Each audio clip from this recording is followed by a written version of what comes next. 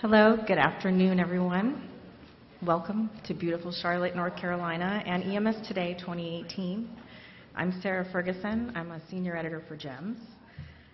And welcome to our panel discussion sponsored by Boundary Medical on how to prepare communities to stop the bleed. If you didn't get scanned in for this session, please see the attendant outside the door immediately. Otherwise, you'll be unable to get CE credit for this session. So this is our second ever EMS Today live panel simulcast. Not only do we have all of you here today, we're also broadcasting this panel live over the internet to over 1,000 registrants. So welcome to our online audience as well. In October of 2015, the White House launched its Stop the Bleed campaign, a special national initiative designed to provide bystanders with the tools and knowledge to provide immediate and effective hemorrhage control. Similar to the use of AEDs, the goal is to empower the general public to be aware of the simple steps that can be taken to stop or slow life-threatening bleeding and to promote the general public's access to bleeding control kits in public spaces. In today's panel discussion, sponsored by Boundary Medical, you'll hear firsthand accounts from the EMS personnel who were on site on October 1st, 2017 at the shooting in Las Vegas, and how invaluable civilian and bystander support was in controlling severe hemorrhage on that tragic evening.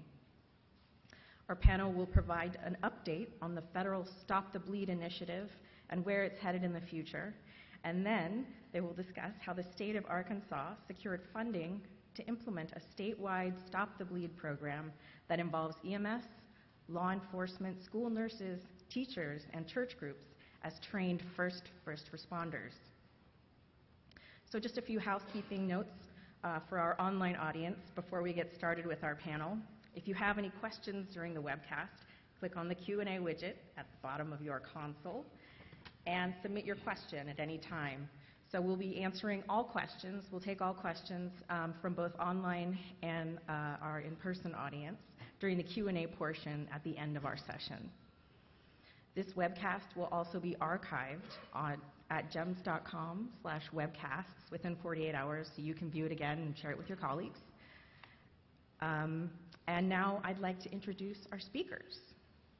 Brian Rogers serves as partner and Chief Operating Officer for Community Ambulance in Southern Nevada, where he is responsible for all operations of the company.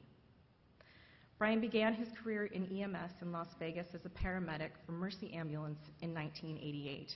He launched Community Ambulance in 2010, and the company now has over 275 employees and is recognized as an industry leader in Southern Nevada.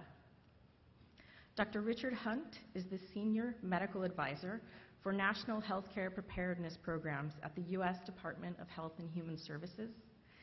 He served as the White House Director for Medical Preparedness and Response Policy from 2013 to 2015. There he played critical roles in the response to the Ebola crisis and led the Stop the Bleed initiative. Dr. Hunt is board certified in emergency medicine and is also an adjunct professor of emergency medicine at Emory University. John Swanson is the Executive Director of the Arkansas Regional Metropolitan EMS System. He recently led an effort to provide training on tactical emergency casualty care to more than 3,000 state and local law enforcement officers. Major Clayton Goddard is a nationally registered paramedic and certified law enforcement officer in Arkansas. Major Goddard currently serves as the Special Operations Supervisor for Metropolitan EMS in Little Rock, where his responsibilities include recruitment, training, and response operations. And with that, Brian, I'm going to hand it over to you. Thank you, Sarah. And thank you for letting me be here this morning. My name is Brian Rogers. Community Ambulance has been in business for about 8 years now, but in Las Vegas, my partner and I have been working in EMS for almost 30 years. We just got tired of the status quo and decided to do something a little different, so we developed Community Ambulance. In Las Vegas, there's not a weekend that goes by, most of the time not a weekday that goes by, where there's there's not some kind of special event. So although community does non-emergency transports and facility transports, 911 transports, we also do special events. And just to clarify, I'll give you a little geography because people do get very confused. When we talk about Las Vegas, the Las Vegas Strip is in Clark County. So you'll hear me talk about Clark County Fire Department.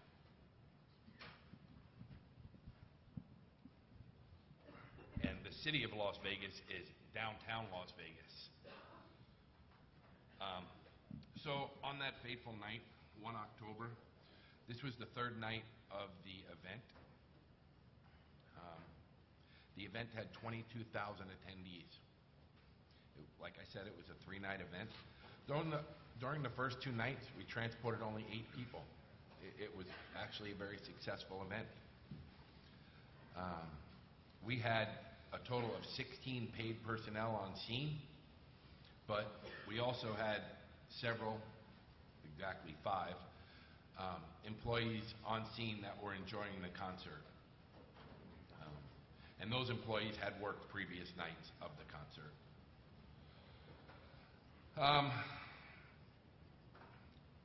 Just want to make sure I don't miss anything here. So at about 21:10, before the EMS system was activated, and I know there's been a lot of time frames thrown around. I'm just giving you mine. It's never going to be the official one.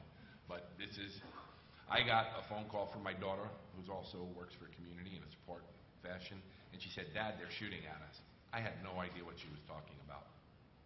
She said it again, and I'm like, uh-oh. So at that point, we initiated a response.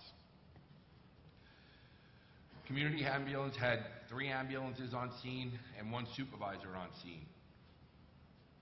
Like I said, there was a total of 16 on duty and 5 off duty personnel. 22,000 people, and the shooting lasted for about 10 minutes before anybody could get there.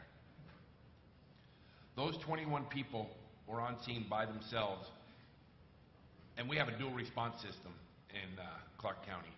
So the fire department and community would go to these events. But just like we're taught, everybody stayed back. No one's going to go into an active shooter event.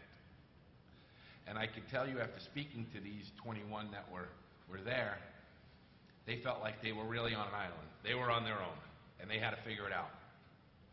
And I couldn't be more proud, because they figured it out, and they learned how to make bystanders physician extenders.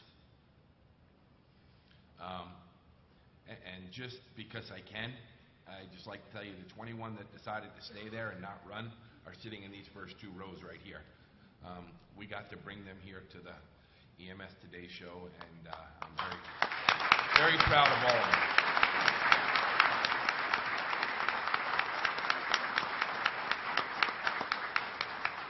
Thank you. And the ingenuity, I'll be honest with you, we had no idea about Stop the Bleed, or at least I didn't. We did nothing formal with Stop the Bleed prior to October 1. But they exhibited ingenuity. Bystanders wanted to help. Like I said, they felt like they were on an island, but those that were not injured were asking, "What can we do to help you?" And they took them up on the offer. We went through all of our our commercially available type equipment. We went through all of our CAT tourniquets, all of our gauze. And part of the problem was, you have so much equipment in the medical tent that we have, the rest of our equipment was out in the ambulance. Well, in order to get to the ambulance, now you had to run through gunfire. And to be perfectly honest with you, we have one young lady down here that did that, just to get some more equipment. And we used everything. They were teaching people how to put tourniquets on the fly. So for every one of them, you figure they were telling 10 people what to do. So there's 16 of them. Now I have 160 people taking care of bystanders. Also, we could never, ever, ever get all these people to the hospital that quick. These guys were directing and putting people in personal vehicles, putting people in personal pickup trucks, and getting them out. Before EMS or fire was ever allowed to come into the scene, I bet you a good 200 people were transported out of the scene in private vehicles.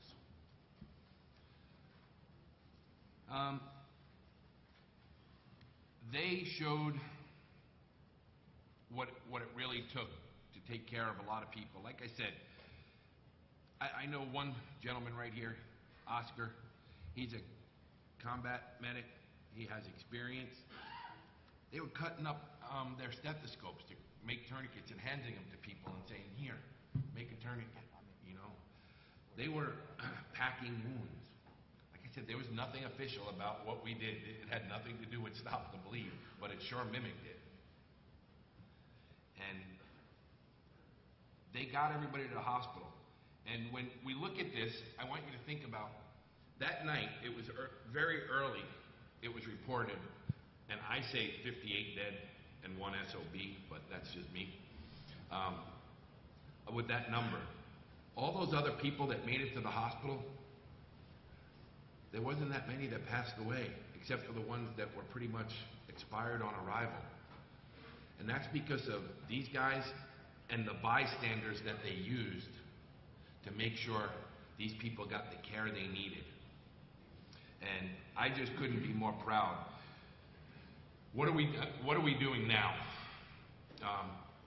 Once again, I can't take any credit, but some of the employees that were there have decided that Stop the Bleed is going to be our initiative. They realize how important it is. Jeff Yost, who's somewhere out here, I kind of look for him, but I can't see him.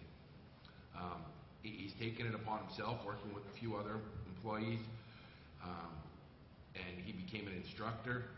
And now on the 31st of March, it's National Stop the Bleed Day. We're partnering with our Las Vegas Metropolitan Police Department, and we're going to offer classes to the public. Right after we do that, we're going to offer classes to the officers and the support staff.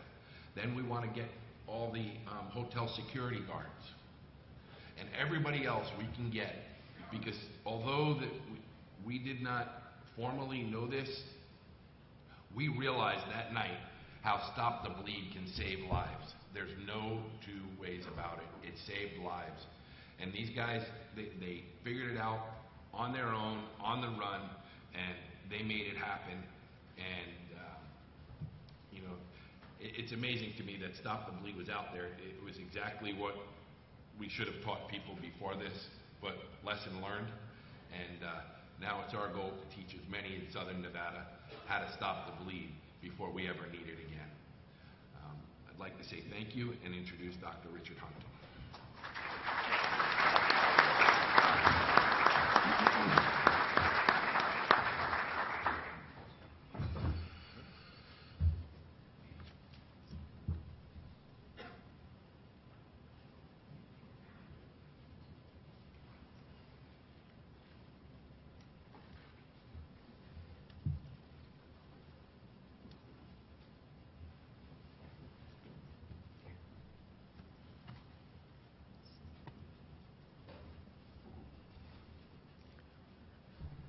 Thank you, Gems and Boundtree, for doing this. It's important. The White House in October 2015 launched Stop the Bleed. It had a vision, a twofold vision: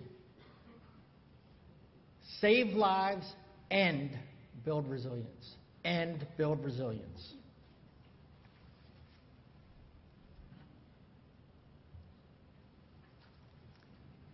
And it had these goals. I'm guessing many of you in this room may be hearing these 5 goals for the first time. The general public will know the phrase "Stop the Bleed" and its associated logo. The general public will know how to stop life-threatening bleeding. The general public will have access to effective personal bleeding control kits. The general public will have access to effective public access bleeding control kits. And every bleeding control kit will provide just-in-time audio and visual training. 5 goals.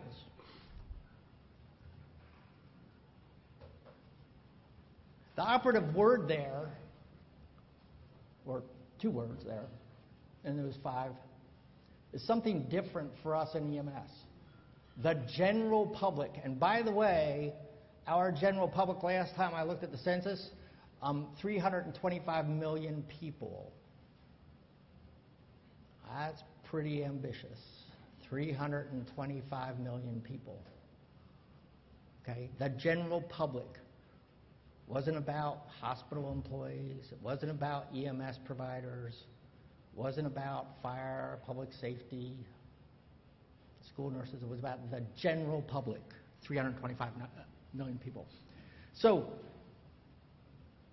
first goal. General public would know the phrase "Stop the Bleed" and its associated logo. Why is that so important? It's the anchor. It carries the campaign. And why is the logo itself important? The logo itself. It's important. What's in the middle of the logo? At the physician leadership meeting we convened at the White House, the president of the American College of Surgeons rose his hand, and he says, it's this. It's the direct pressure piece. And lots of bleeding can be controlled with the hand. So creates muscle memory, okay? Creates muscle memory. So you see the logo, oh yeah, stop the bleed, and oh yeah, that hand thing. The Stop the Bleed logo is trademarked. With the Federal Interagency National Security Council staff convened work group, the Department of Defense rose its hand and said, yep, we'll work on the logo. And we said, you know what? That logo can't be used for bad purposes. And how many times have we seen logos used for things that it was not intended for? It's therefore trademarked, okay? It's trademarked by the Department of Defense, and the Department of Defense has entered into over 200 public and private sector agreements. And you say, well, that's not very many. Well, you're talking 325 million. You can have a personal agreement. I've got a personal agreement with them. So we're talking very, very large entities have entered into this agreement. It's not a 6-month lawyer deal. It's like, okay, send them the agreement. It's pretty straightforward and clear. It says you shouldn't be using it for bad purposes, and you're good to go. Take out your iPhones before I switch the slide. Capture the email address and get you the agreement and use the logo. The logo, yeah, it's associated with programs like this, but gosh, one of the best uses I've seen the logo, University of Georgia campus buses had the logo on it, Stop the Bleed, okay? So email Ramin, tell him I sent you, get your agreement, okay? It's a to-do item. The general public will know how to stop life-threatening bleeding. One organization, and many organizations have really worked hard on Stop the Bleed. Many organizations have really just like jumped in. My guess is many of you in the audience have been participants in getting the word out and teaching.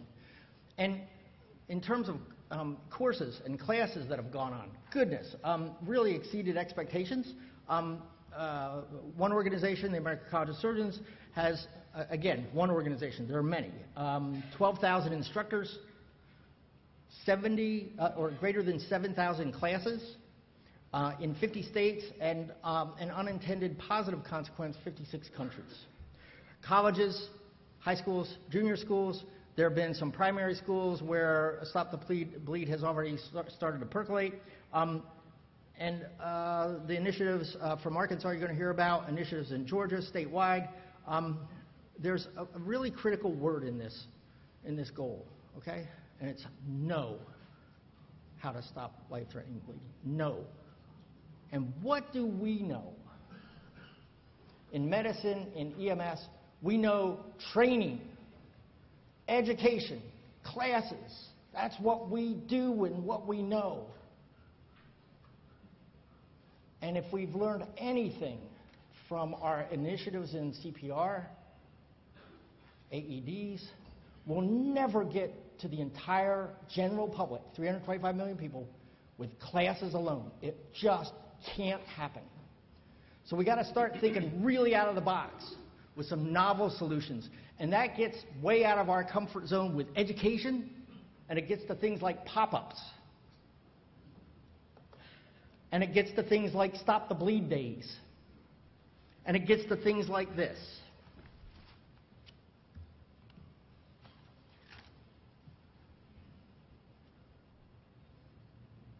You've probably seen these boxes on our set. They're bleeding control kits.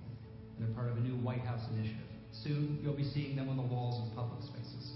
Airports, shopping malls, even your place of business. Open the box and you will find what you need to stave off a bleeding wound and give the victim time for help to arrive. These are items that you should also have in your home and car. The kit comes with gauze, scissors, and a tourniquet, as well as gloves to protect you and the patient. Often holding pressure firmly against a wound or wrapping it tightly will stop the bleeding. But in more severe cases, a tourniquet may be required. It should be slipped on the limb and fastened above the bleeding wound. Then use a plastic rod to tighten it until the bleeding stops. Once applied, the patient should be taken to the hospital and their tourniquet removed by medical personnel only. Make sure you call 911 first. For more information and instructional videos, please visit these websites. You can save a life by learning how to stop the bleeding. CBS cares.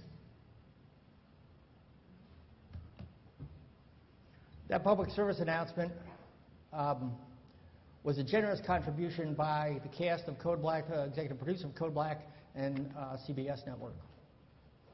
It was shown in October last year, October 12th, after the airing of the Code Black episode. The actual script for it and the negotiations around the content of it were done with representatives of the bystander work group convened by the National Security Council. It's technically accurate with one exception. I'm guessing many caught it in the room. It's not life-threatening bleeding, and guess what? If we'd shown that, they would have shut off the TV, and the people who saw it probably would have shut down and not caught the message. So we did it purposely that way. It's in the public domain. You can download it, and one of the things that is most fascinating is I keep seeing every day I get a Google feed on Stop the Bleed, and I see multiple local TV stations that have highlighted the classes that have gone on and the initiatives that are underway across the country, and it's like, yes, and if you just took the video, the PSA, don't even spend, your time in terms of advertising time, but couple it, you would have amplified the message and shown technically accurate, this is how you do it. Now, are there studies about, oh my goodness, well, this actually works because people remember something?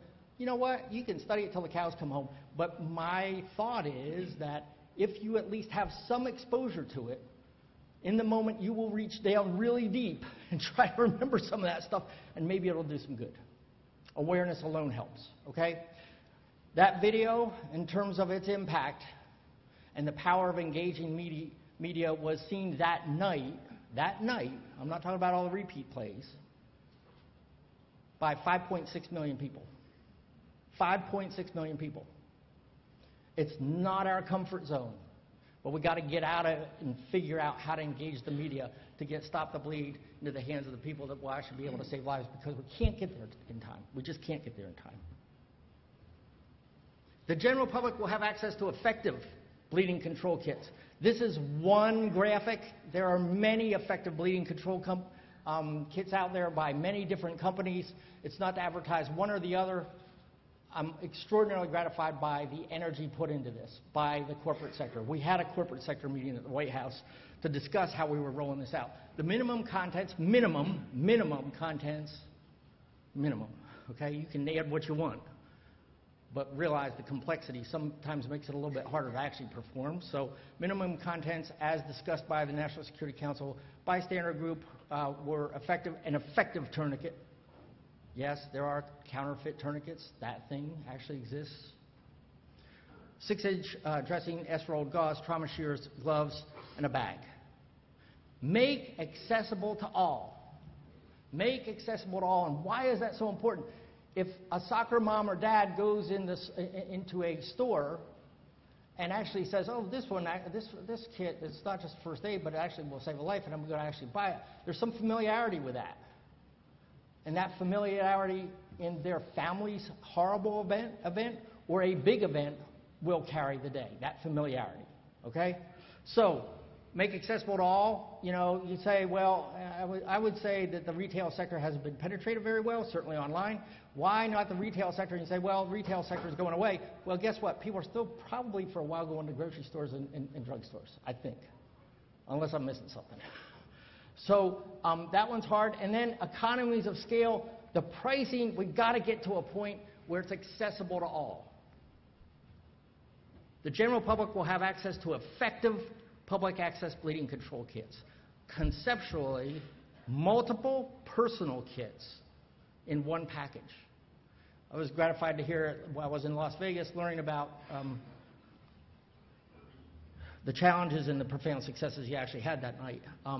The concept of throw kits where you actually like take an individual kit and you throw it to a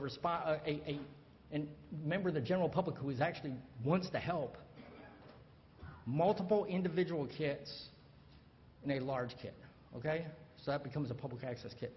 And then next to AEDs, you know, I saw downstairs, there's some like kits down there, and I'm looking around here in the hallways with the AEDs. If you don't want to like do the, you know, return shipping thing, you might want to just like drop one off of there. Charlotte Airport actually, if you take a look when you're on your way home, every AED at Charlotte Airport, International Airport, has a bleeding control kit right next to it. Why next to AEDs? It puts a spotlight, a brighter spotlight, and amplifies the power of both to save lives. Every bleeding control kit will provide just-in-time audio and visual training. I would say we're so far behind, so far behind. There's been some really good beginning efforts, really good beginning efforts. But if a voice inside a box can instruct someone to deliver a life-saving electric shock, that same voice ought to be able to help somebody stop the bleed. And I'm pretty convinced, just through the experience of this whole Stop the Bleed initiative, that the visual cues are extraordinarily important with the tourniquet skill. And then one last slide, and I put this up there. Usually I just say it, but I put it up there in writing.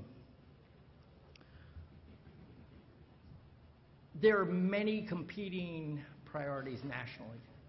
If you just take a look at, you know, causes of death, opioids, cardiac arrest. And I was challenged in a pretty profound way while we were working on this initiative. Why would we want to spend time and energy on this at a national level? Why would we want to do that?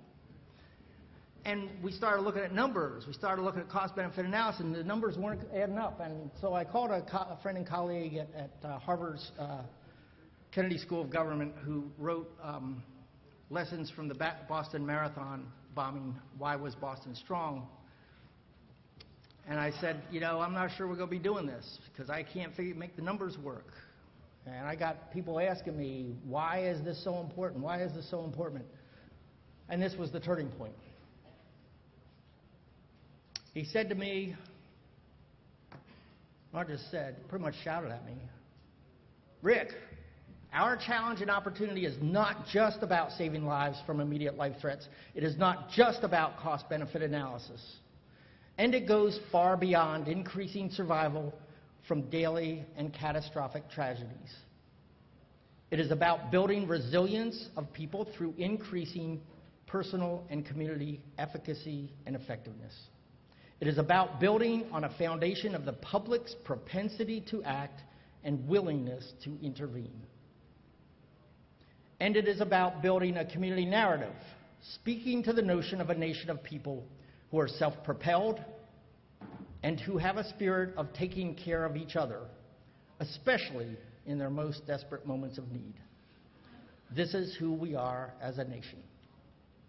With that, thank you for your kind attention.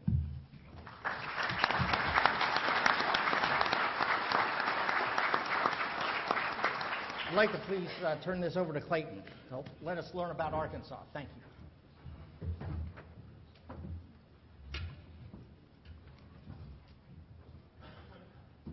Arrow. Okay. Hey, good afternoon, everybody. I was asked, along with my boss, Mr. Swanson, over here, to talk about some of the success of the implementation of bleeding control programs in Arkansas. We've had quite a bit of success in implementing not only into law enforcement, but schools, but into our communities. And my hopes is that maybe I can soften or provide some methods that might decrease some of the challenges. And there are challenges in our system, and we faced those when we started our program at the end of 2013 and now moving into 2014. When you look at our current response system, and this was a statement up there, and you read it yourselves, but think about it. Everybody, I look across the audience, a lot of young people. From day one, you have to understand in our response system, what are the issues that we can improve upon? And from day one, you've either been taught call 911, or you've taught your children or grandchildren call 911, and your professional responders are on their way and they're going to solve the problem. The incidences as Las Vegas, Sandy Hook, and all these active shooter, active aggressor incidents have made us take a hard look at what are the weak points of our system. And we figured it out. The expectation is when you call 911, you, the paramedic, Oscar, you're going to show up and you're going to fix all the problems. But the weakness of our system is that we're not always there in the first 0 to 10 minutes when the cardiac arrest has occurred or the life-threatening hemorrhage has occurred. And that's one of the key points that we looked at in Arkansas. Arkansas's program was not geared towards active shooter, even though, and I'll explain in a minute, we reached out to law enforcement first. It was how does Clayton the paramedic or Andrew the firefighter, how can we extend our capabilities? So we really looked at engaging our bystanders from the very beginning. One thing you have to understand, and like I said, it's these large mass casualty incidents that draw our attention, but all of us are faced with an imbalance between capability and capacity, okay? Your firefighters, my EMS partners out here, doctors, nurses, hospitals, law enforcement, you're trained to a high level. You have the tools to make a difference, but it doesn't take a shooting in Las Vegas or Sandy Hook or Columbine to show you that your system can't handle a capacity. It can take a system where you have a rollover of a church van to realize I don't have enough resources at the time. It can take a multi-vehicle accident where I have 3 patients that will overwhelm most of your rural EMS systems. But our system was built around, we're going to respond, and you'll get all 3 agencies on scene, but the expectation still is EMS, you fix the problem. And we fail in that regards. And it's these incidences that have made us look at our system a little bit further and figure out how do we need to adapt to these problems. In 2013, Arkansas was looking at trauma, and you can see from the slide where our failure points are. And as EMS professionals here, as medical professionals here, we realize not all hospitals are created equal, but it was the system that we worked in where we just took the patient to the closest hospital. There was no reason to push that patient to the most appropriate trauma system. No matter where you go in the United States, in your state, doesn't have to be Arkansas, or in the country, when you think about your response system, EMS has always been your limited resource, and the onus has always been placed on you. And Arkansas took a hard look at trauma in our state, and we developed a statewide trauma system, which is kind of unique. You have a lot of communities, maybe areas of your state or your city that has a trauma system, but Arkansas has a statewide trauma system, and when they started implementation of getting the patient to the right hospital and making sure it was a trauma system, and whether it went to a lower level hospital and was quickly moved to a higher level, it made a difference in our system.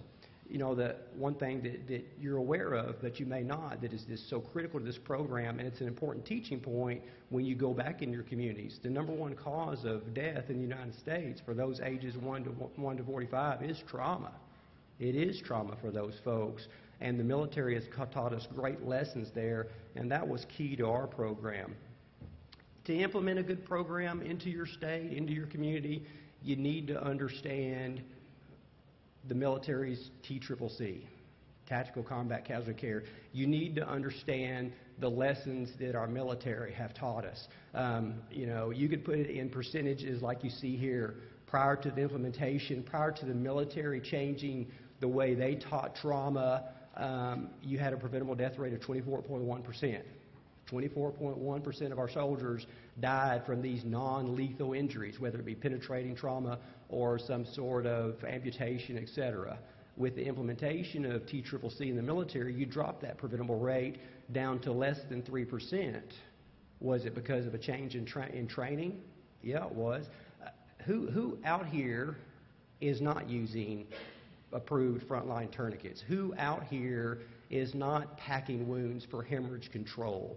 This is something the military's done across the board since about 2009, and you can see statistically the difference it's made. When we started teaching this in Arkansas, we took these data, this information, but we gave it back to our law enforcement. We gave it back to our bystanders, our nurses, and we put in context they already knew. How many out here are familiar with Wounded Warrior Projects, Sheepdog Projects, and everything else? The bystander, and maybe some of you as responders, you already knew the percentages if you haven't looked at the papers. You think when you see these organizations and the great work they're doing, you're saying, oh my goodness, so many of our soldiers who have paid the price for developing new methods in trauma like that are being injured in the war on terror, and that's not the truth. The truth is so many of our soldiers are now coming home alive. And that's a key point when you put this in your community. Does this work? Everybody in this room today, you've heard of evidence-based training. Evidence-based training. It's in your ACLS classes, in your CPR classes, it's in your trauma classes, and that lesson was learned in the battlefield. And you need to have a good understanding of TCCC. And when you look at the Stop the Bleed program, some of you may be already teaching it, but this is not a clinical medicine program.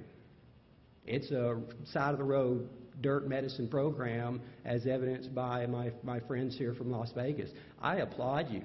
One of the key points of this proposal, and Dr. Hunt talked about, is not just how much can you do, and not just so much how much hands-on the bystanders can do, but your ability to direct others, okay? You're not going to get a buy-in from every law enforcement officer. You're not going to get a buy-in from every teacher and everything else. They didn't choose the medical profession to put hands on a bloody wound. But if they understand the program and are willing to take the program, or as a leader in the community or a superintendent or principal in the high school, they understand the program, there is a role that everybody in your community can make, whether it be hands-on or finding funding for equipment, or in the case of an incident like you guys had, can I direct others to do more work? We as bystanders, and I'll step back, when we started looking at our program, there's two keys to developing a successful program. And we didn't know these on the front end. We knew these as we started to move through. Number one is you have to have relationships. You have to have partnerships. And that's hard for professional responders to have. And here's why. Everybody in this room is a type A individual. You're all type A. Your law enforcement officers are type A, your firefighters are type A, and I'll suffice it to say your nurses and your doctors and your hospitals are type A too. What's good about that? You're a fixer and a doer. You see a problem and you want to get it done. And some of my background is in the military, so I was taught you fix a problem. But how does it translate to the civilian world? The good thing about being a fix and doer and type A, you're going to get the job done. What's the bad thing about being a responder and being type A and being a fixer and doer? Nobody does it better than who? You. And those lines have been drawn in our response system. How hard is it, EMS, to get the bystander help on a routine basis? You have nothing in your policy or procedure that says you cannot utilize a bystander. It's not written in any of your policies. But I've had my FTO say, hey, they tend to get in the way. We don't need them today. Okay, that's a flaw in our system. That's a weakness in our system. How often do you arrive on scene with my law enforcement personnel, fire personnel, and EMS personnel, and even though it all says Las Vegas or Little Rock on their uniform, we tend to stay in our own lanes? Think about it. We each kind of take our job. I could poll you, this entire audience of EMT personnel, and you said, we're just going to talk about active shooter. Is law enforcement going to let you in quickly? That's been a lesson they've had to learn. So you have to understand what the weaknesses of our system are to truly make a difference, and it is about those partnerships, okay? What really helped, and if you're not familiar with this, are the Hartford Consensus Papers. They took the lessons being learned. They looked at the research from the FBI. They looked at the exponential increase in mass casualty, man-made mass casualty incidences, and said, we've got to make a difference. It's the backbone for what we're trying to do. We started our program at the end of 2013, being able to teach TCCC to law enforcement officers, being able now to take some of those skills and apply it to stop the bleed, happened because a group of individuals said our system was not functioning optimally. My boss said he didn't want me to use the word broke, but you get what I'm saying. It's not working as effective as it could be. So you have to have an understanding of the BASIS program to make a difference. In our program in Arkansas, this was our ultimate goal, and you can see how early we started at the end of 2013. This is when finally, and the two key motivating factors for the Hartford Consensus and the development and push into our program were Sandy Hook and the Boston Marathon. Those two incidents kind of woke up our country and said, now we've got to figure out how to make this work. At the end of that time, a group of volunteer stakeholders representing law enforcement, physicians, paramedics, and firefighters, as well as school officials in the state of Arkansas, we came together with this statement and with these two primary focus groups, law enforcement and schools. Our goal in Arkansas from the very beginning was every law enforcement officer, every school in Arkansas. Some of the requirements starting out, and as we started to teach this, we started with law enforcement as our first priority. Why? First of all, when you deal with incidents where you have that responding agency, law enforcement almost always represents the first professional officer on scene. It's your car wreck, it's your domestic, it's your school accident. Law enforcement showing up first. And then when you're talking about mass shootings, active shooter incidents, law enforcement had to learn that there's a role that they play in ensuring survival of patients. If you think about it, and when we taught law enforcement in the state of Arkansas, law enforcement has two primary goals in their careers, security and then investigation. And for a normal call, those are their two priorities. But they've learned that after security, now they have a higher focus in getting the wounded out. And so we started with law enforcement first. As we came back with the training, we pushed this out to every tactical paramedic, every law enforcement officer who was an EMT in the state of Arkansas. We didn't hold on to it. We taught these classes for free. We taught them to doctors and PAs and nurses and EMTs and pushed that throughout the state. And then we started to partner with stakeholders because there's no advantage in the training if you don't have the equipment to do it. And that's a key lesson with Stop the Bleed program. You got to have kits. So we started, and that's the only way it's going to be sustainable. So we reached out to the Arkansas trauma system. I remember the conversation I had with Dr. Todd Maxson, who works at Arkansas Children's Hospital. He's a surgeon in Arkansas, and I went to him and I said, Doc, we would like $25,000 for tourniquets for law enforcement officers. We're going to teach them the principles of TCCC. I walked in with a lot of apprehension, but in developing these partnerships, Dr. Max said, that's not a problem, Clayton. $25,000 for tourniquets, no problem. And I said, well, first, there is one caveat. They have to be trained. He said, not a problem. If one tourniquet saves one patient, you've paid $25,000. On average, a trauma patient in Arkansas is $25,000 a day. You've paid for that. So finding partners is key. We found funding. We in Arkansas, and this is something to think about, FEMA and Homeland Security, there is funding for every state in Arkansas. We were real quick to make our Stop the Bleed TECC program a funding source, eligible to receive funding. Now, how does that work, especially when you're competing against SWAT teams and urban search and rescue teams and everything else? It was easy. SWAT teams need tactical medicine, right? Urban search and rescue need the latest in trauma care. Fire departments need trauma care. So we blanketed it all together, and then the resiliency that Dr. Hunt's talking about fell in this Homeland program. So that was a key statewide. How do you make your state eligible for other funds? But we didn't look there solely. And then we started providing the training.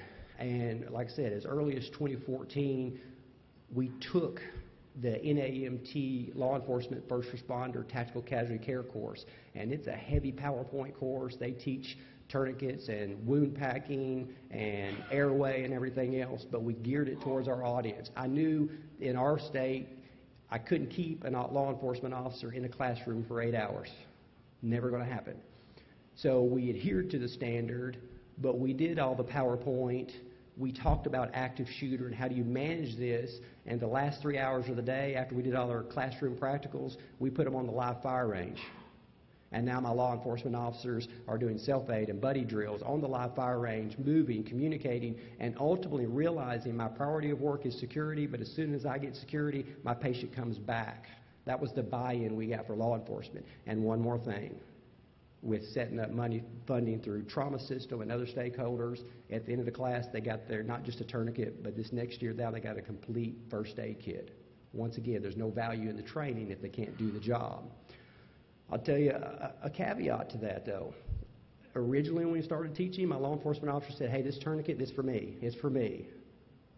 Law enforcement officers have a hard job right now. It's not the best time to be law enforcement. They're scrutinized for every moment. So their initial thought, well, this tourniquet's for me. You're teaching me how to stay alive. Yeah, yes, we are.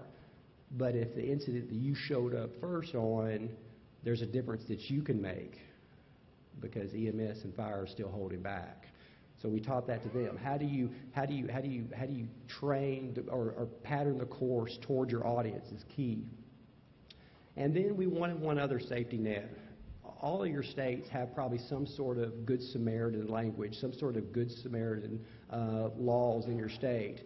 But I'm asking law enforcement, we're asking law enforcement, whether it be the ALERT program or TCCC or whatever, you're asking not only to do medical work, but they're being asked, how do you manage this scene? How do they coordinate? Even triage is being asked of law enforcement officers today. So we went to our Arkansas legislature and enhanced our Good Samaritan Act. Did we need to? Probably not, but it was a comfort level for our law enforcement officers. Plus, it was specified that they had specific immunity if they were trained in the class. If you tell them that you get added protection if you're trained, they want this class. They want this class. They want to be able to do it this way, this standard way, so they understand what's going on. And then the last part is, for any program to be sustainable, you have to show the benefits. I already showed you the percentages from the military TCCC. There hasn't been a whole lot of research being done on the effects of programs in your communities, the effects of law enforcement, the effects of bystanders, and what difference they're making on trauma. We understand that if they're doing something the first 5 minutes, it's going to make a difference, but how do you put that on paper? And that's something we're doing now, and I'm going to show you the results of that in just a second. Here's an example of our law enforcement program in Arkansas. So they've been through the classroom, and now they're at the live fire range, and that's the buy-in we needed. That's how we got law enforcement at the table, and we've had over 5,000 officers trained in this. Sustainability, now that program has gone to our law enforcement academies. All of our academies now teach that standard, and we found grant funding, so when those officers get out of the academies, they're now given the tools. It's paid dividends.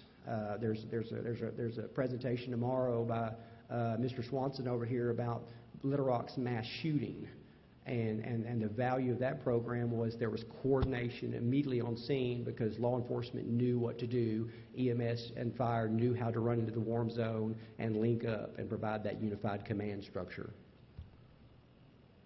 This was huge in 2015, so we'd already been teaching the program for almost a year and a half. But if you're not familiar with this document, if you don't know how to engage your law enforcement and fire partners, this document was huge. The first paragraph of this, as you can read there, says that, but there's some things that are key there in teaching and understanding this. It says traditional practices of first responders need to be realigned and enhanced. That word traditional practices, what we always do. How do we interact on scene with our law enforcement and fire?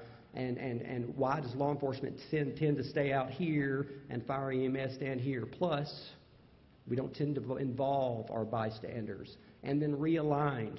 I heard in a class earlier today talk about active shooter, and one of the members in the audience said, we should standardize our incident command system. Really? The incident command system's been around since the late 70s by the fire service. It's standardized. You've all had the classes. All your EMS and fire and law enforcement have had the classes. We just don't train that way every day. We don't engage each other because of that type A nature that we have. Here's the proposal that we wrote. Finally, once law enforcement was moving in the right direction, we set out with our goal number 2, which was our schools. And that same group of stakeholders, plus an additional group that had bought in, law enforcement, et cetera, we went to our Department of Education. This is our proposal to the state. It kind of goes like this. We are going to go out and train every school nurse in Arkansas how to be instructors in the Stop the Bleed program. If they will do that and attend the training and then turn around and teach a minimum of their 25% of their faculty and staff, then they get free wall-mounted kits for all of their schools. There's a buy-in there. There's a buy-in there. We also made it easy. We used what was already in place to make it work. Your teachers, they need professional development hours. Your Department of Education can help make that happen. Your nurses, they would come if we gave them CEU hours. You have organizations in your state that will make sure that happens, that it counts towards their training. And then once that happens and they get their kits, now we're working with legislation in Arkansas to make Stop the Bleed a graduation requirement, just like CPR is now. Going through the schools was tactical. It was tactical for us. Schools gave us the pathway to our communities. Those same teachers who are now being trained go to church, go to the grocery store, go to the bank and everything else. So by working with those two groups, now we're pushing this program statewide into every community, as Dr. Hunt was trying to say. Here's what it looks like once we got to our schools. Same thing. By teaching our nurses, we've developed that core group of instructors throughout the state. We secured funding working with the Department of Health, Department of Education, and other entities. You'll notice, same path we did with law enforcement. The two biggest differences, though, were with law enforcement, we started from the bottom up. Now that we got programs and paperwork and research involved, now we got the support of the governor, of the legislation, of the Department of Health and Department of Education, and we found out now that we've put in the hard work. Now all the direction is coming from the top down. It's been far easier with our schools. Provide the training to the schools, businesses, gain buy-in. There's an advantage, and this is another key. We worked with legislation for law enforcement, but we looked at that same legislation, and our proposal is let's define that bystander. They're not bystanders anymore. They're immediate providers. That's just what we've chosen. But you think about it. If you title someone, you've entitled someone. You've given them the will to go do, and that's a huge point. Partners with stakeholders, again, for sustainability, and then research and data. We used current regulations. The Arkansas Safe Schools Act mandated that every school, every year, do some sort of mass casualty drill. They didn't have to do extra to do the program. It was already in place in Arkansas, so that made it easy. One thing key here, though, is when we started talking to the schools and the teachers and like that, it's great that you want Clayton the paramedic to come talk to you or your law enforcement or firefighter to come talk to you, but why not get a skill and learn to do something yourself? And they said, by all means, I'm tired of hearing law officer so-and-so talk every year.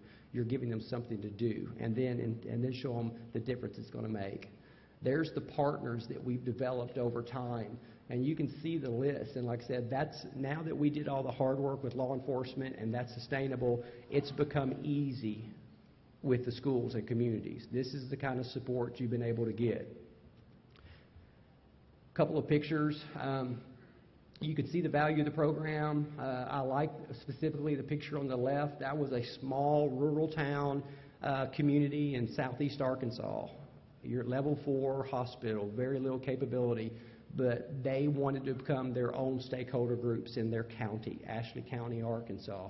So on the day that we came down to teach their school nurses and develop more instructors in the area, they invited everybody, law enforcement, a nursing school, all the folks dressed in white. I've got surgeons, I've got firefighters, I've got local folks and everything else. And when we left there that day, they said, hey, we're going to form our own committee. And that's part of what Dr. Hunt was saying. You can't ask for the federal government to come fix this problem. You can't ask necessarily your state to fix this problem. It takes resiliency in each one of your communities. You guys are going to go train your community, and you're going to own that, but you're going to see the value of it, and everybody has to be able to step up and do their own thing. At the end, here's a great example of now that the schools participated, we've ensured that it wasn't Clayton Goddard from Little Rock giving the kits to Farmington, Arkansas. We gave those kits to the local EMS and fire and law enforcement because we've shared this is a community response. Here, y'all take the kits, y'all work together. It encourages that community involvement. And then it is a difference maker. Here's an example of a law enforcement officer trained in it. It's almost classic TCCC. That for my EMS folks in here, that's like I gave you a scenario. How would you fix it? This officer showed up first, gunshot wound to the thigh, arterial bleed, beat EMS and fire a long way off, and making a difference. My law enforcement officers, they're getting awards. They're getting medals for this type of stuff. They're getting the positive feedback from the community, and that's been instrumental in this. So is it making a difference? I told you that you have to understand TCC to understand why this training is new and the difference it can be made. After about 3 years of teaching all law enforcement, we went to the Department of Health, we went to UAMS, University of Arkansas Medical Sciences, and said, we've done enough work in the state of Arkansas, it's time to start looking at some of the data. And my surgeons at UAMS, and they're writing this paper right now, I said, okay, Clayton, let's take a snapshot. Let's take a snapshot to see how this translates, this military training translates to the civilian world. And this is what you're looking at. We taught the entire Little Rock Police Department in 2015. They're looking at penetrating trauma only in the city of Little Rock. They went 2 years prior to law enforcement being trained, and then 2 years after being trained. Remember, law enforcement will almost always be first on scene. Ambulances, we don't carry blood products. What you're seeing is almost a 6-fold decrease in mortality because they're getting there and stopping the bleeding. That's effective. We told them all the war stories to get them there. Now we're going back and saying, this is the difference Arkansas law enforcement make. It's going to translate to your civilian communities too. Another example, everybody in the military, you could be ordered to do something that works. TCC worked in the military, that like that. In civilian world, money drives, dollars drive. Second part of that study, they decided to take another data point. They wanted to look at whole blood usage in our trauma patients in that same snapshot of one police department, one community in Arkansas. Almost 3 whole units of blood less per trauma patient. And in Arkansas, per day, a trauma patient costs about $25,000 a day. You can equate that use of whole blood and relate it to days in ICU, days in rehab, and now you're putting dollar amounts to it. I show you this not to say, hey, look what Arkansas did, but there are questions. How does this training translate to civilian world? What kind of impact will your bystanders have? What kind of impact will engaging your community have in trauma? I'm hopeful that research like this and others on programs that we're talking about today, this will drive your community. This will drive your state. This will make a bigger impact that now your insurance companies are involved or private entities become involved, because we know what it did in the military. We know the impact that you've had in your community, but when you start putting data and dollars to it, this kind of stuff should help you in your efforts going forward. Thank you, Rob.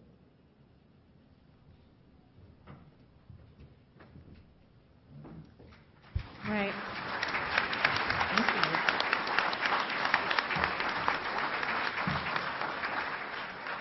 So I think now we have time for a few questions. We have Ryan Kelly is out in the audience. And do you have a question from one of our online attendees? I do, yeah. We have time for only a couple questions, but let's start with one from online.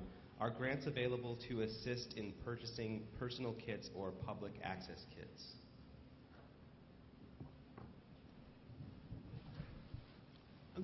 There are, as I mentioned before, we set up Arkansas, our state, to be eligible for FEMA Homeland Security grants. So part of that FEMA Homeland Security deals with public access, medical care, with everything else, and so that was key to us. So yeah, there are federal grants available.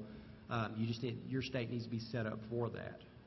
But once again, there are other options. When we worked with schools and everything else, as we go into communities, you'll find out you'll have many more private partners. I mean, we had recently a group go out and teach a small community, and in doing so, they offered to teach a local industry out there the Stop the Bleed program. Taught maybe 30 individuals in a private industry.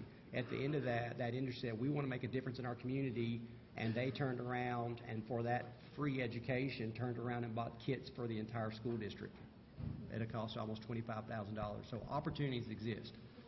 Yeah, just to add to that, I didn't feed Clayton those lines, I promise you. But you really articulated exactly what was envisioned with Stop the Bleed when we launched it. A private-public partnership, a partnership.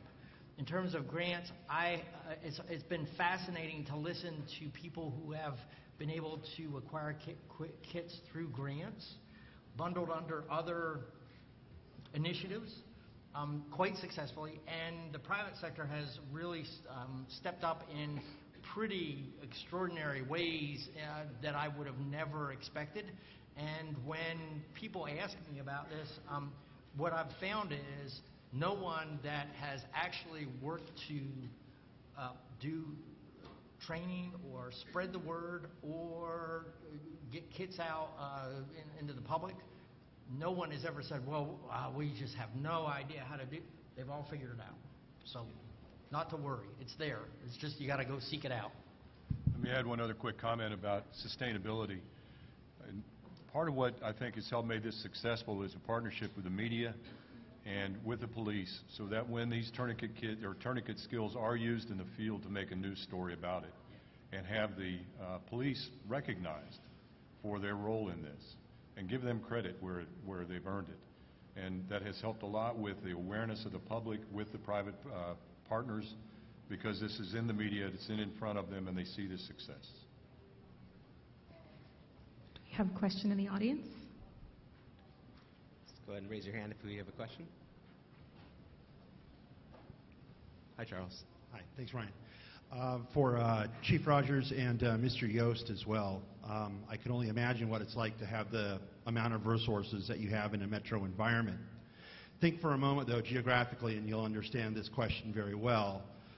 You're not in Vegas, but you're in Wendover, or you're in Winnemucca, and you still have these events that are taking place. How do we scale this project to the rural service areas and to the rural service offerings? And also with that, is the media playing their role in that partnership of success for getting the word out in this environment as well? Thank you. If I may respond to that one, because I just want, Arkansas is a very rural state, and you're exactly who this program is aimed for.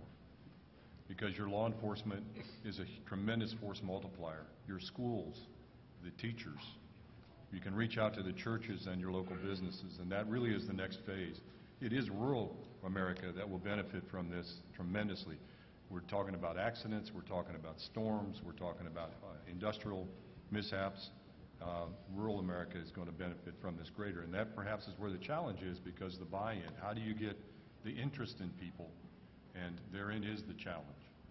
Go ahead. I'll add one more thing. In working with law enforcement in communities, before we started schools, we were working with law enforcement and fire and everything else. We had greater success with your smaller communities implementing the program than we did the large. And the reason why is those firefighters and those EMS and those teachers, they all live side by side. Little Rock was a challenge because such a robust fire, robust law enforcement spread out, even though they see each other, we're so big and the volume is so high, but the smaller communities, it was easier to implement and you'll find your partners quicker. That's been our success. And look to your state police. They're the ones on first in that bad crash, and there's EMS is how far away? And I think that's unfortunately about all the time we have for questions. I just want to say thank you to our incredible panel, Brian, Dr. Hunt, John, and Clayton. And thank you again to all of you for participating, and to our sponsor, Boundtree Medical, for your support in making this educational opportunity available. This presentation is going to be archived, if you want to watch it again, on gems.com/webcasts within the next 48 hours, so you can watch it again, share it. Thank you so much for attending this live final simulcast, and we hope to see you back here again soon.